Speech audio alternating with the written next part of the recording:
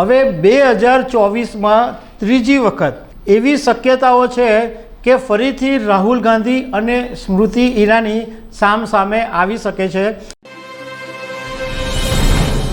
નમસ્કાર દર્શક મિત્રો, ઉત્તર પ્રદેશની અંદર કોંગ્રેસ અને સમાજવાદી પાર્ટી વચ્ચે છેલ્લા ઘણા દિવસોથી સીટ શેરિંગના મુદ્દે મડાગાંઠ ચાલતી હતી, પરંતુ એ પછી તો સોલ્યુશન આવી ગયું અને એવું નક્કી થયું કે જે ઉત્તર પ્રદેશની ટોટલ 80 બેઠકો છે એમાંથી 63 બેઠકો ઉપર સમાજવાદી પાર્ટીના ઉમેદવારો ઉતરશે અને કોંગ્રેસને 17 બેઠકો આપવામાં આવી છે। આ વાતની ચર્ચા તો થઈ ગઈ છે, પરંતુ હવે એ વાત સામે આવી છે કે કોંગ્રેસને જે અમેઠીની બેઠક ફાળવવામાં આવી છે એમાં ફરીથી એક વખત રાહુલ ગાંધી અને સ્મૃતિ ઈરાની વચ્ચે ટક્કર થઈ શકે છે અને આમાં રાહુલ ગાંધી માટે કપરા ચઢાણ છે એવું રાજકારણના જાણકારોનું કહેવું છે। તો એના વિશે તમારી સાથે વાત કરીશું। મારું નામ રાજેશ શાહ છે અને તમે જોઈ રહ્યા છો ખબરછે.com। દર્શક મિત્રો, સમાજવાદી પાર્ટી અને કોંગ્રેસ વચ્ચે સીટ શેરિંગ વચ્ચે જે સમજૂતી થઈ એમાં 63 બેઠકો ઉપર સમાજવાદી પાર્ટી લડશે અને 17 બેઠકો કોંગ્રેસને ફાળવવામાં આવી છે।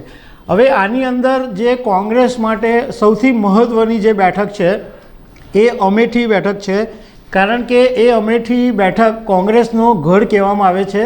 અહીંયાથી રાહુલ ગાંધી, સોનિયા ગાંધી કાયમ જીતતા આવ્યા છે। 2014ની લોકસભાની ચૂંટણીમાં રાહુલ વર્સિસ સ્મૃતિ ઈરાનીની લડાઈ હતી, એમાં રાહુલ ગાંધીએ જીત મેળવેલી। 2019ની અંદર રાહુલ ગાંધી અને ફરીથી સ્મૃતિ ઈરાની સામસામે હતા અને એની અંદર રાહુલ ગાંધી હારી ગયા હતા અને સ્મૃતિ ઈરાનીએ જીત મેળવી હતી। હવે 2024માં ત્રીજી વખત એવી શક્યતાઓ છે કે ફરીથી રાહુલ ગાંધી અને સ્મૃતિ ઈરાની સામસામે આવી શકે છે અને સ્મૃતિ ઈરાની તો અનેક વખત રાહુલ ગાંધીને પડકાર પણ ફેંકી ચૂક્યા છે કે તાકાત હોય તો વાયનાડની બેઠક છોડીને ખાલી અમેઠી પર લડીને બતાવો। હવે રાહુલ ગાંધી માટે શું પડકાર છે એની વાત કરતાં પહેલાં થોડીક અમેઠી બેઠકની વાત કરી લઈએ કે અમેઠીની જે બેઠક છે એ 1967થી કોંગ્રેસનો ગઢ માનવામાં આવે છે। 1980માં ઇન્દિરા ગાંધીના પુત્ર સંજય ગાંધી અહીંયાથી લડેલા અને એમનું નિધન થયું। એ પછી 1981માં પેટા ચૂંટણી થઈ, એમાં રાજીવ ગાંધી ચૂંટણી જીત્યા અને રાજીવ ગાંધી 1991 સુધી અમેઠીથી સાંસદ રહ્યા હતા। એ પછી 1999માં સોનિયા ગાંધી અમેઠીથી ચૂંટણી લડ્યા અને 2019 સુધી સોનિયા ગાંધી અમેઠીથી સાંસદ છે। મતલબમાં તમે જુઓ કે છેક 1980થી માંડીને 2019 સુધી ગાંધી પરિવારના જે છે ફેમિલી મેમ્બરો એ જ અમેઠીની બેઠક ઉપરથી લડ્યા છે। 2004થી એટલે સોનિયા ગાંધીએ પછી અમેઠીની જે બેઠક હતી એ રાહુલ ગાંધી માટે ખાલી કરી નાખેલી અને 2004થી 2019 સુધી રાહુલનો આ અમેઠી બેઠક ઉપર કબજો હતો। હવે રાજકારણના જાણકારો એમ કહે છે કે રાહુલ ગાંધી માટે આ વખતે અમેઠીની બેઠક જીતવી એટલી સરળ નહીં હોય। તો એના કારણ શું છે?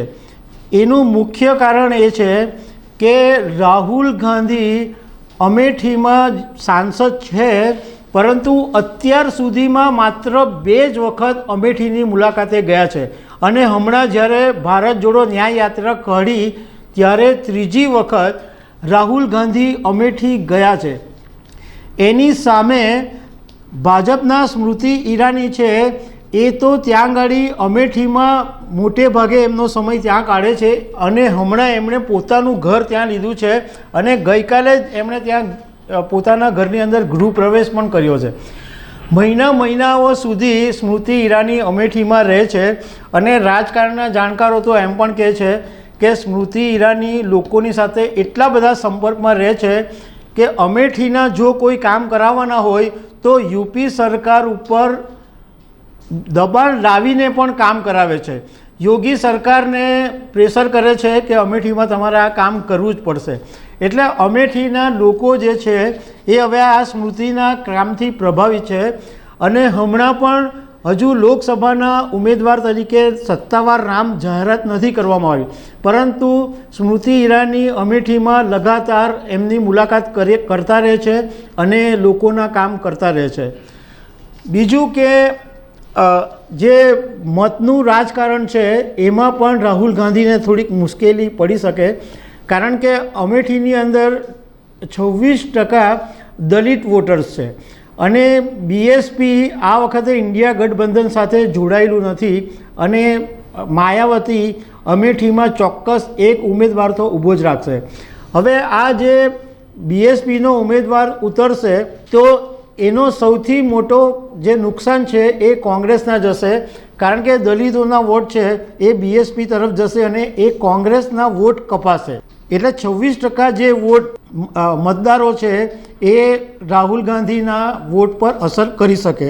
બીજું કે અમેઠીમાં જે 18% બ્રાહ્મણ છે, 11% રાજપૂત છે, 10% લોધ અને કુર્મી વોટર્સ છે, આ બધા હવે બીજેપીના સ્ટ્રોંગ વોટર બેઝ થઈ ગયા છે.